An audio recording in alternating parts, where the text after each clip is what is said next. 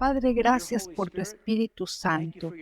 Gracias por tu promesa en el Evangelio de Juan que dijiste que cuando te fueras enviarías a tu Espíritu Santo, tu abogado, para que nos guíe y nos conduzca a toda verdad. Y así podamos venir esta mañana amparados en esa promesa, sabiendo, Señor, que no prometes algo y luego te niegas a darlo cuando te lo pedimos.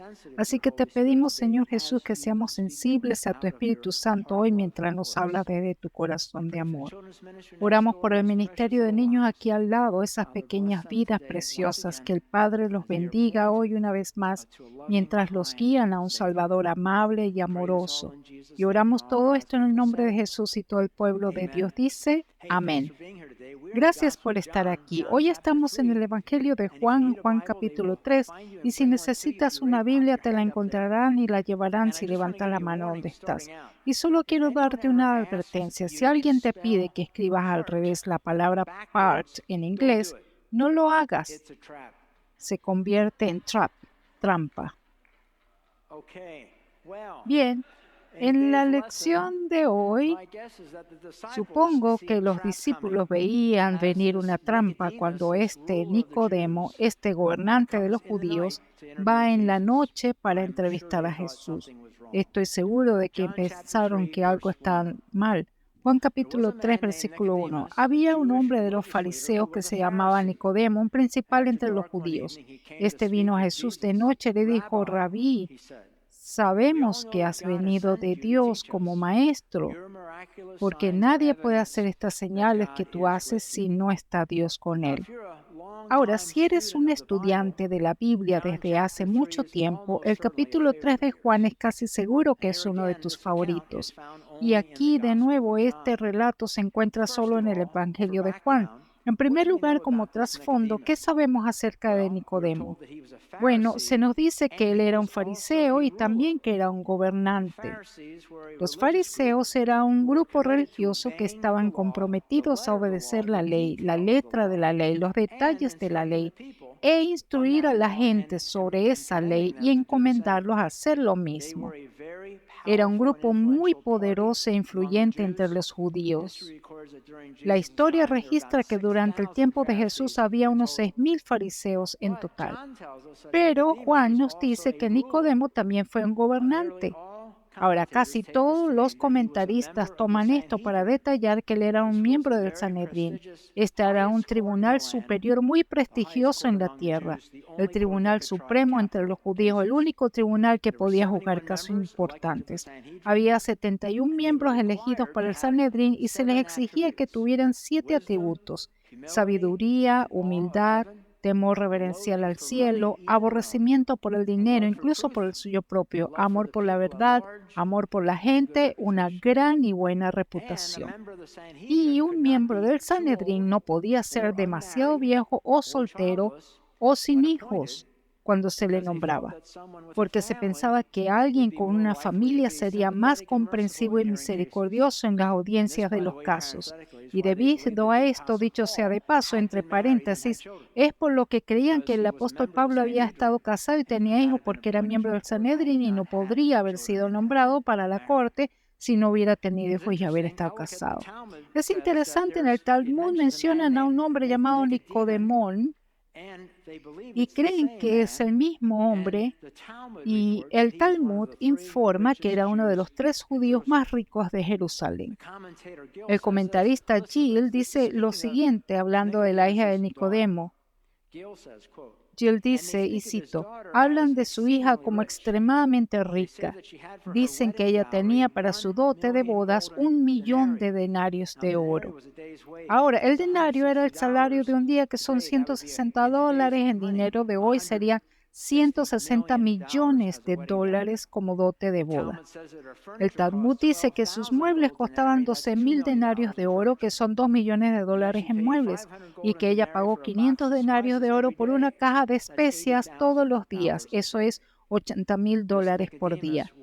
Nicodemo era muy rico y se evidencia por su liberalidad en el funeral de Jesús, porque proporcionó especias que algunos dicen que podría haber sido más de $1,000,000. Sin embargo, el Talmud también registra, y esto lo opuesto, que para el 70 después de Cristo, menos de 40 años después de que Nicodemo se declarara a sí mismo como seguidor de Jesús, su familia quedó reducida a la pobreza más abyecta. Que el cambio de fortuna se debe a que Nicodemo se convirtió al cristianismo y que le siguió la persecución y pérdida de bienes. Esta persecución y pobreza también cayó sobre su hija, y nuevamente el Talmud registra que el rabino Yohanan ben Zakkai la vio a ella, a la hija de Nicodemo, recogiendo granos de cebada de debajo de los cascos del caballo. Así que de esa increíble riqueza en la que vivía, queda reducida a recoger granos de cebada de debajo de los cascos de los caballos por causa de su padre y la familia volverse a Jesús. Y fíjate también que Nicodemo vino de noche. Claramente esto es para evitar ser visto y ser criticado por sus compañeros del Sanedrín en la osadía de buscar a Jesús. Dice que vino de noche. Busqué la palabra griega para noche solo para ver si había alguna sorpresa allí. No hubo sorpresa excepto este lindo aporte del diccionario. Noche en griego es el tiempo para los actos de pecado y vergüenza. Eso es bastante bueno, pero el siguiente es aún mejor. Es el momento de la estupidez moral y la oscuridad. ¿Alguna vez has visto alguna estupidez moral y oscura? Recuerdo a mi mamá diciendo, ¿qué puedes hacer a las 2 de la mañana que no puedes hacer a las 10 de la noche? Nunca me gustó esa lógica porque tenía sentido. El tiempo de la estupidez moral y la oscuridad. Y mira, lo primero que dice Nicodemo en el versículo 2, este vino a Jesús de noche y le dijo, Rabí, sabemos que has venido de Dios como maestro, porque nadie puede hacer estas señales que tú haces si no está Dios con él. La traducción viviente dice, las señales milagrosas que haces son la prueba de que Dios está contigo. La New King James dice, nadie puede hacer estas señales a menos que Dios esté con él. Ahora, aquí hay dos ideas muy significativas. Número uno, esta es exactamente la razón por la que Jesús vino a hacer milagros, para probar que Él fue quien dijo ser, para probar que fue enviado por Dios como dijo que era, tal como lo afirma Nicodemo. Escucha las propias palabras de Jesús sobre este tema. Juan 10:24. Y le rodearon los judíos y le dijeron, ¿hasta cuándo nos turbas el alma? Si tú eres el Cristo, dínoslo abiertamente. Jesús le respondió, os lo he dicho y no creéis. Las obras que yo hago en nombre de mi Padre, ellas dan testimonio de mí.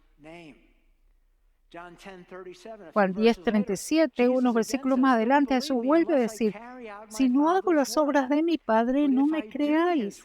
Mas si las hago, aunque no me creas a mí, creed a las obras, para que conozcáis y creáis que el Padre está en mí y yo en el Padre.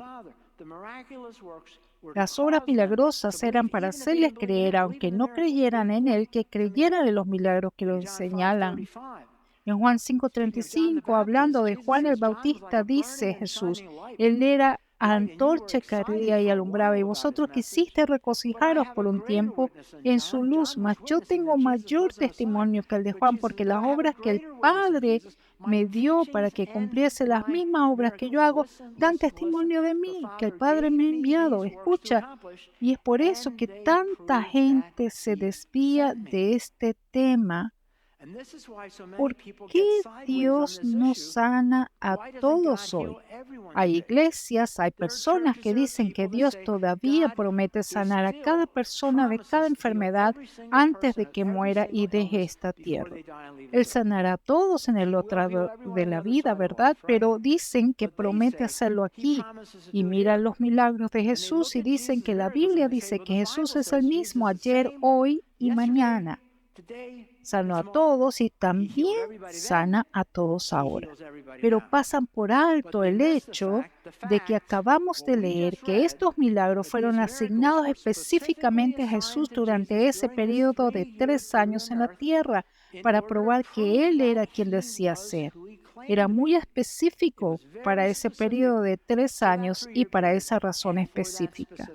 Y Nicodemo afirma que funcionó porque dice que nadie puede hacer estos milagros a menos que haya sido enviado por Dios.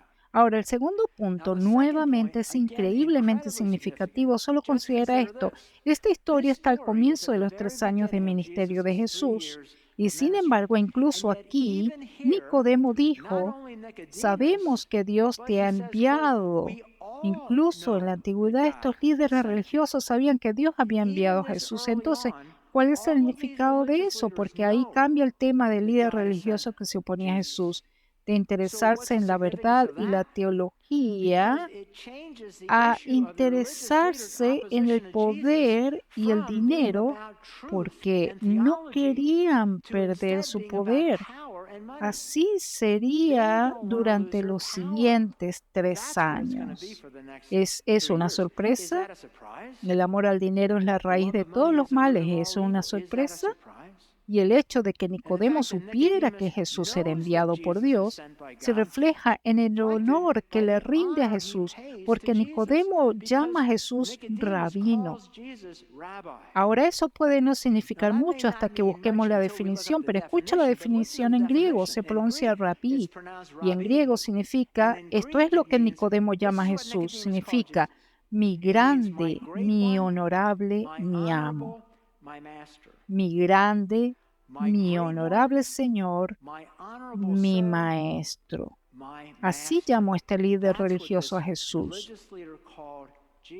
Esto es al principio de los 3 años de ministerio de Jesús que uno de los 71 principales líderes religiosos nacionales de la nación lo llamó rabino.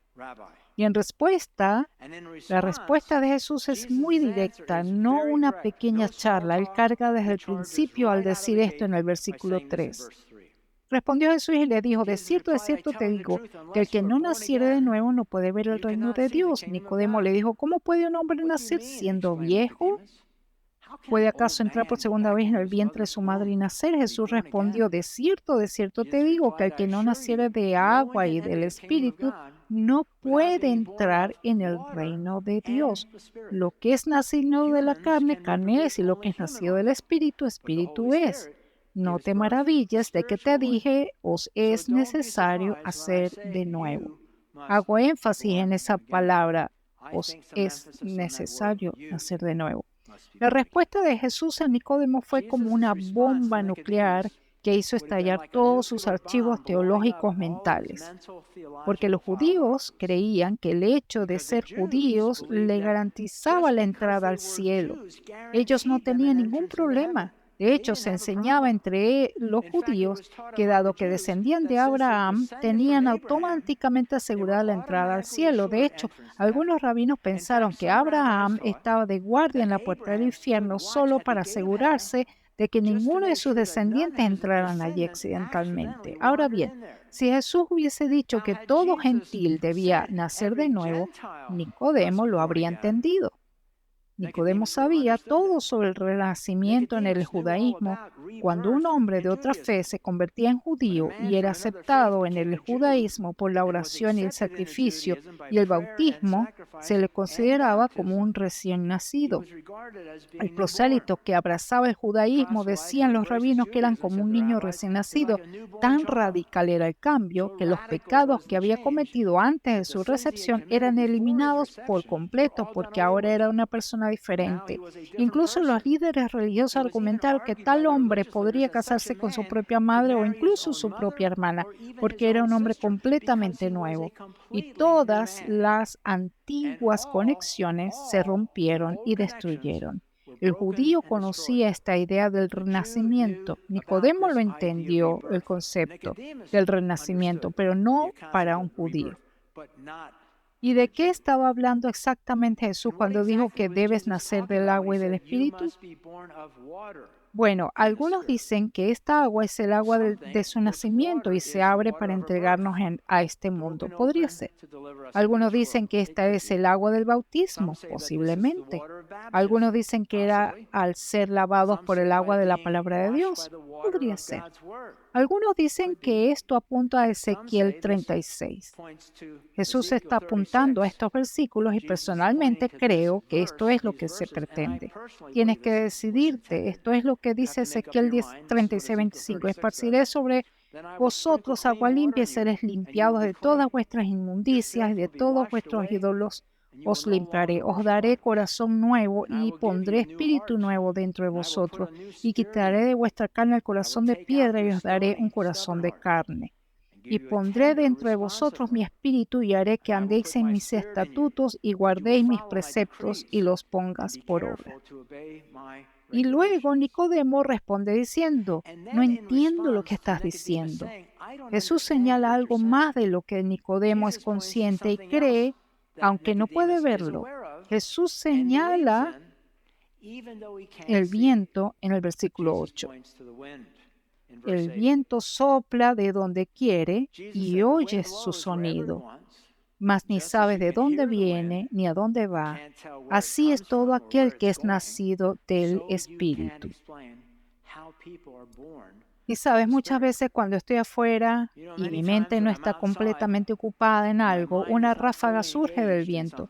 Muchas veces pasa este pensamiento por mi mente, así como no podemos ver de dónde viene el viento o hacia dónde va, pero sentimos su efecto, así también es con el Espíritu. Pero esta analogía del viento no parece aclararle a Nicodemo, porque él responde en el versículo 9 diciendo, ¿cómo puede hacerse esto? Nicodemo preguntó. ¿Cómo puede hacerse esto? William Berkeley hace una observación astuta. Anota este pensamiento en tu propio estudio personal. Escucha esto. Él dice que aquí vemos emerger un patrón que Jesús usa una y otra vez cuando ministra la verdad. Aquí está la progresión. Dice, en primer lugar, alguien le hizo una pregunta a Jesús. En segundo lugar, Jesús responde con una respuesta que es difícil de entender. La persona luego dice que no entiende y luego Jesús regresa con una respuesta aún más desconcertante. Y luego la persona expresa estar totalmente perdida y completamente desprovista de entendimiento de qué está hablando. Y luego en el paso final Jesús explica llana y claramente. Ahora bien, ¿por qué esas tres etapas? Sospecho que al igual que en todos los problemas, con Jesús primero tenemos que llegar al final de nosotros mismos, de nuestro intelecto, nuestros planes y nuestras fuerzas antes de que Jesús pueda ayudarnos. Es así como si Jesús te dijera algo y tú dijeras, oh, sí, lo entiendo. ¿De verdad? ¿Entiendes la profundidad de lo que Jesús te está diciendo? ¿Lo sabes? Y Él sigue presionándolo hasta que dices, no entiendo nada, déjame explicarte que hay mucha genialidad en eso. Y luego Juan 3, versículo 10, respondió Jesús y le dijo, ¿eres tú maestro de Israel y no sabes esto? De cierto te digo, que lo que sabemos hablamos y lo que hemos visto testificamos y no recibís nuestro testimonio. Si os he dicho cosas terribles y no creéis, ¿cómo creeréis si os dijere las celestiales? Nadie subió al cielo, sino el que descendió del cielo, el Hijo del Hombre que está en el cielo. Todo esto va mucho más allá de la capacidad de conceptualización de Nicodemo. Incluso sobre el píxel más pequeño de esta fotografía que Jesús tuviera en su mente, pero luego Jesús nos da una idea real. No tendría sentido para Nicodemo, pero ahora tiene sentido para nosotros y tendrá sentido para él dentro de 3 años, pero no tendrá sentido el día que dijo esto, no hasta que él y José de Arimatea retiren el cuerpo de Jesús de esa cruz abovedada. Jesús dijo, Juan 3, versículo 14. Como Moisés levantó la serpiente en el desierto, así es necesario que el Hijo del Hombre sea levantado para que todo aquel que en él cree no se pierda, mas tenga vida eterna. Nicodemo no podía haber tenido idea de lo que quería decir. Ahora, si eres bastante nuevo en la fe, este relato proviene del capítulo 21 de Números, donde Dios envió serpientes a los israelitas mientras viajaban por el desierto en respuesta a sus quejas y quejas.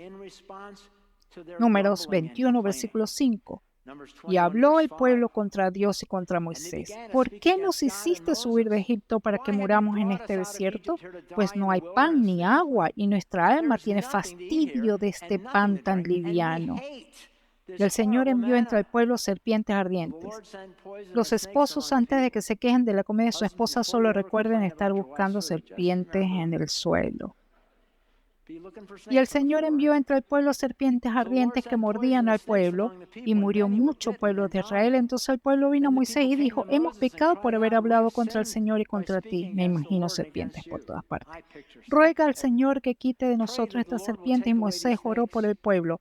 Y el Señor dijo a Moisés: hazte una serpiente ardiente y ponla sobre un asta, y cualquiera que fuere mordido y mirare a ella vivirá. Ahora fíjate que esta serpiente está hecha de bronce.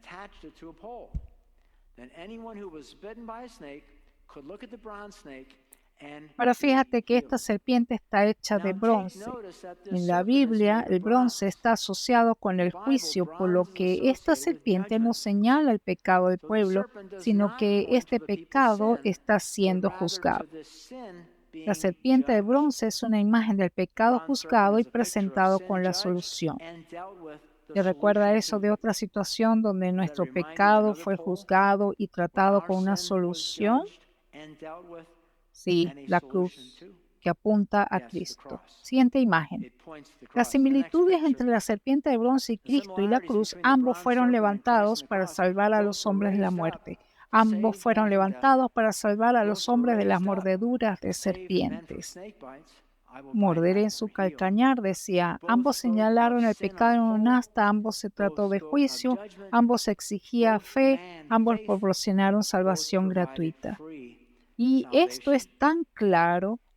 Esta serpiente en el poste es un paralelo tan claro y simple de Jesús en la cruz, porque la gente en el desierto tuvo que hacer algo más, agregar algo más, además de simplemente mirar el símbolo de su pecado siendo juzgado y la respuesta de Dios a ese juicio, que es solo mirarlo. No, todo lo que tenían que hacer era mirarlo para creer en Él, solo lo suficiente para mirarlo. Y de la misma manera, la Pascua original, 38 años antes del evento de la mordedura de la serpiente, la gente tenía que hacer algo más de poner la sangre del cordero en el dintel del marco de su puerta. No. ¿Tenían que añadir algo a eso? No. Todo lo que tenían que hacer era creer lo suficiente para simplemente poner la sangre en su puerta, y también con la cruz. ¿Podemos agregarle? ¿Podemos contribuir a nuestra salvación? No. Nuestro pecado fue juzgado y tratado por la serpiente en el poste. Nuestro pecado fue juzgado y tratado por la serpiente en el poste. El pecado fue juzgado y tratado por la sangre en el dintel de la puerta, y el pecado fue juzgado y tratado por Jesús en la cruz. Todo diseñado para apuntar a la cruz. Y el siguiente versículo nos garantiza esta misma liberación del juicio, que es el versículo bíblico más famoso de toda la Biblia, Juan 3:16. Porque de tal manera amó Dios al mundo, que ha dado a su Hijo unigénito, para que todo aquel que en él cree no se pierda, mas tenga vida eterna. Dios envió a su Hijo al mundo para condenar al mundo, no, sino para que el mundo sea salvo por él. Y siempre trato de leer el versículo 17 con el versículo 16, porque no creo que estos dos versículos deban divorciarse, porque el versículo 17 muestra el corazón de Dios es salvar, no condenar. Escucha Juan 3:17. Porque no envió Dios a su Hijo al mundo para condenar al mundo, sino para que el mundo sea salvo por él. Entonces, de nuevo, el versículo 18 garantiza que la cruz, de hecho, nos libra del juicio venidero. Escucha el versículo 18, el siguiente versículo. El que en él cree no es condenado. ¿Puede haber algo más claro que eso? ¿Puede ser más claro? Pero hay un reverso completo de esta moneda y se aplica a aquellos que rechazan a Jesús, que se niegan a creer en Él. La segunda mitad del versículo 18 dice, pero el que no cree ya ha sido condenado porque no ha creído en el nombre del unigénito Hijo de Dios. ¿Viste allí por qué los perdidos serán enviados al infierno? Porque no creyeron en el que habían enviado. Entonces, ¿por qué los perdidos serán enviados al infierno? ¿Por su pecado? No. ¿Porque no leyeron su Biblia lo suficiente? No. ¿Porque no oraron lo suficiente? No. Los perdidos serán juzgados simplemente por no creer en el enviado de Dios. Así como los salvos se salvan simplemente creyendo, los perdidos se pierden simplemente por no creer. Y Jesús dejó esto muy claro en Juan 16, versículo 9, de pecado por cuanto no creen en mí. Ahí está, eso es un pecado. La base de su necesidad de un Salvador serán sus pecados. Pero si rechazan a ese Salvador, rechazan creer en Jesús. Entonces, la prueba de que necesitan serán sus pecados, y esto es tan claro, tan cristalino. Entonces, ¿por qué los perdidos se niegan a simplemente creer en Jesús? Dios nos da esa respuesta en los versículos 19 y 20.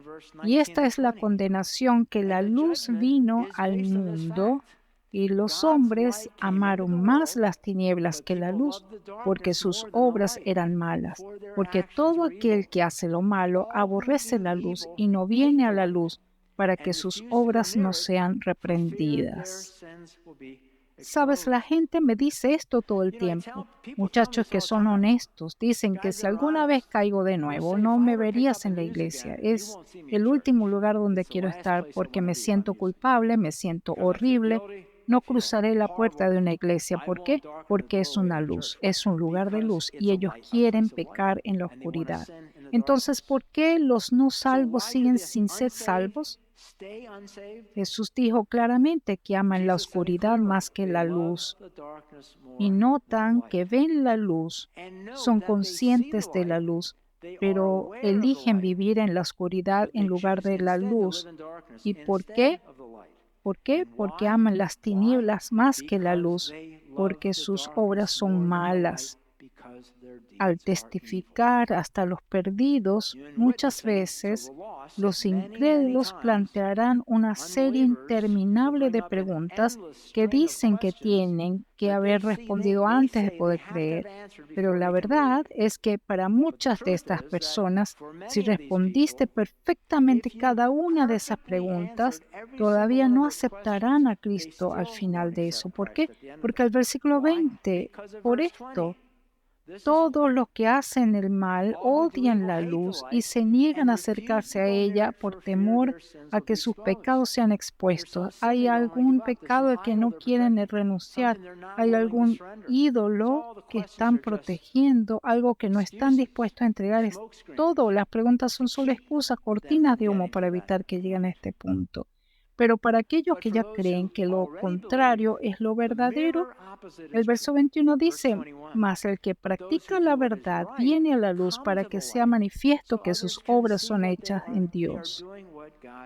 Entonces, ¿cómo se aplica la lección de hoy para mí? Por favor, nunca olvides esto, que estar bien con Dios significa creer en Cristo. No estoy agregando lo que dice la Biblia, simplemente mira a Jesús para que seas salvo. Solo hay una puerta al cielo, creer en Jesús. Esa es la única puerta. Recuerdo que hace años alguien dijo esto. Esto es tan profundo que dijeron, todos en el mundo aman a ese Jesús que hizo milagros, que resucitó a los muertos, que tomó a los niños en sus brazos, que sanó a los enfermos. Todos aman a ese Jesús. Todos aman a ese Jesús cuando dice que no hay camino a Dios excepto por Jesús. Vienen a Él en pedazos. El mundo odia eso. Eso no les gusta. La sanidad sí, el Jesús, ese Jesús gentil o aman a ese Jesús, no a ese otro. En Juan 14 lo deja muy claro el versículo 6. Jesús le dijo, yo soy el camino, la verdad y la vida, que nadie viene al Padre sino a través de mí. Nadie, la única puerta, la única manera de llegar al cielo es a través de Jesús. Pero a la gente no le gusta eso. Dígame que te invito a una fiesta el próximo sábado en la noche en el lado occidental de la calle 16 de Walnut. Te digo, solo ven y llama a la puerta. Te saludaré, te tengo planeada una gran fiesta. Y como respuesta me dices, pero eso es un poco restringido. Hay muchas otras puertas en el Líbano. Hay muchas otras puertas muy bonitas en el Líbano. No quiero entrar por tu puerta. Voy a ir a otra puerta. A la que voy a ir es el lado oriental de la calle 16 de Walnut. Me indicas que no vas a ir por ese camino estrecho, sino que me dices que está bien. Está bien, es tu elección. Yo te dije dónde se dio la fiesta, pero si eliges ir a otra puerta de otra manera, esa es tu elección. No vas a encontrar la fiesta. Y eso es realmente lo que hace Jesús, ¿no? Esta es la puerta y quieres saber la verdad sobre todas esas otras puertas en el Líbano. En esa analogía, no me gusta estar pendiente de eso en el Líbano, pero todas esas otras puertas van derecho al infierno y tú, estoy aquí para la fiesta y entra adelante y directamente para abajo en todas las demás puertas. Hay una sola puerta, sin embargo la gente se enfada con Jesús, saben la dirección, sí, saben cómo llegar allí creyendo, pero si no quieres ir por ese camino, bueno, es tu elección. Te dijimos cómo encontrar la fiesta. No te enojes si llegas al final de la puerta por la que pensaste que te llevaría donde creíste que lo haría, o podrías simplemente crear tu propio futuro. No te enfades.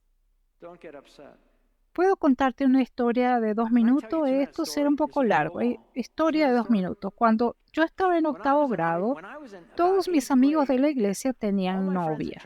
Yo no tenía novia y ellos eran un año mayor que yo. Uno fue al Lebanon High, otro fue a Cedar Crest y yo fui al Con. Todos tenían novia. Yo no tenía novia. Y siempre estaban hablando de sus novias. Yo no tenía de quién hablar, así que me inventé una chica. Como no iban a mi escuela, no lo sabrían. Entonces inventé una chica que se llamaba Sandy Miller. Y les conté todo sobre Sandy Miller. Ese fue el nombre que usé, Sandy Miller. Y ella era maravillosa. Oh, cielo, era maravillosa. Podría haberlo mantenido durante mucho tiempo, hasta el día de nuestra boda. Pero Sandy Miller no iba a aparecer en mi boda. Ella no iba a aparecer. Y sabes, lo mismo es cierto contigo. Puedes crear tu propia realidad sobre cómo quieres encontrarte en el cielo, cómo vas a llegar allí y que puedes jugar ese juego todo el camino en tu vida, pero al final de la vida, cuando se lleve a cabo la ceremonia de matrimonio, Sandy Miller no se presentará. Dios no va a aparecer. Solo hay una puerta. Y tengo que contarles el resto de esta historia. Cuando estaba en la universidad, conocí a mi esposa como la Sandy Miller. La Sandy Miller que inventé era una animadora y tenía cabello largo y rubio, como era Sandy Miller. Cuando estaba en la universidad, conocí a mi esposa Sue, que era animadora. Tenía el cabello largo y rubio. Y les digo algo que le lleva años luz más allá de cualquier Sandy Miller. La realidad supera los sueños cuando se trata de Jesús. Así que, si tratas de tocar otra puerta y no encuentras la fiesta allí cuando mueras, no me culpes, te lo dije. No culpes a Jesús. Te digo que no digas no entendí. Lo que tenías que hacer, lo escuchaste hoy. Simplemente tienes que creer en Jesús, poner tu fe y confianza en su obra consumada en la cruz. Así también con Nicodemo. Jesús le mostró a Nicodemo esta única puerta y, alabado Dios, eventualmente superó su búsqueda de dinero y poder y atravesó esa única puerta, y creo que hoy está en el cielo y lo conoceremos. Pero ¿y tú? ¿Estás colgado afuera? ¿Estás sentado esta mañana esperando, escuchando justo al otro lado de esa puerta rota y negándote a pasar? Las historias contadas acerca de Dios reuniendo a toda la gente del mundo y preguntándoles a quién es que han decidido seguir, a Jesús o a Satanás. A un lado del grupo estaba Jesús, al otro lado del grupo estaba Satanás. Y separado a estos dos grupos había una valla que pasaba justo por el medio. La escena comienza con Jesús y Satanás llamando a las personas en cada grupo y uno por uno, cada uno de ellos tomó su propia decisión. Se fueron al lado de Jesús o al lado de Satanás. Y después de un tiempo considerable, Jesús había reunido alrededor de él a su grupo de personas, al igual que Satanás. Pero algunas personas no se unieron a ninguno de los grupos. Treparon la cerca ubicada entre los dos grupos y se sentaron en ella. Eventualmente Jesús y su grupo se fueron y desaparecieron. Y cuando Satanás reunió a los condenados a su lado, se vuelve hacia los que están sentados en la cerca y con frialdad les dice: ustedes están conmigo. En respuesta, la gente de la cerca les dice: pero nos sentamos en la cerca, no elegimos ni a ti ni a Jesús. A lo que Satanás respondió: oh, está bien, pero yo soy el dueño de la cerca. Yo soy el dueño de la cerca. Mira, no puedes decir que tampoco has elegido. Sí, lo has hecho. El valor predeterminado es Satanás. No hacer nada es elegir a Satanás. No tomar ninguna decisión es tomar una decisión. Es difícil para mí reconocer que podría estar enseñando en esta iglesia durante más de 20 años y todavía hay personas aquí que están aquí domingo tras domingo y aún no han pasado por esa puerta abierta, que todavía dudan en creer que solo hay una forma. Si estás en la cerca, solo debes saber esto, y lo digo con todo mi corazón. Satanás es dueño de esa cerca, y es hora, si estás escuchando la radio, estás viendo por internet y todavía estás dudando wow, les suplico de verdad, entreguen sus vidas a Cristo, crean en Él que Él ha enviado. Oremos, Padre, si hay alguien aquí, alguien en la radio, alguien viendo en internet que ha estado al otro lado de esta puerta, han escuchado, han entendido, saben mucho, simplemente no pueden tomar esa decisión. Te pido al Espíritu Santo que los llame claramente en este momento. Háblales de su corazón de amor. Y la verdad es que pueden decir: es que necesito entender más. Escucha, la Biblia dice que no entenderás hasta que creas. ¿Cómo puedes entender si no obtienes el Espíritu Santo? Hasta que creas, el Espíritu Santo es quien nos conduce y nos guía en la verdad. Cada persona debe hacerlo. Hasta Jesús tuvo que hacerlo en algún momento. Tienen que dar ese salto. Es por eso que se llama el salto de fe. Si quieres hacer eso esta mañana, sientes que Dios llama a tu corazón, te animo, te lo ruego, eleva esta oración ahora mismo en silencio en tu corazón. Padre, reconozco que he pecado, he cometido tantos errores y te pido que me perdones. Y es el deseo de mi corazón salir de esa oscuridad hacia la luz.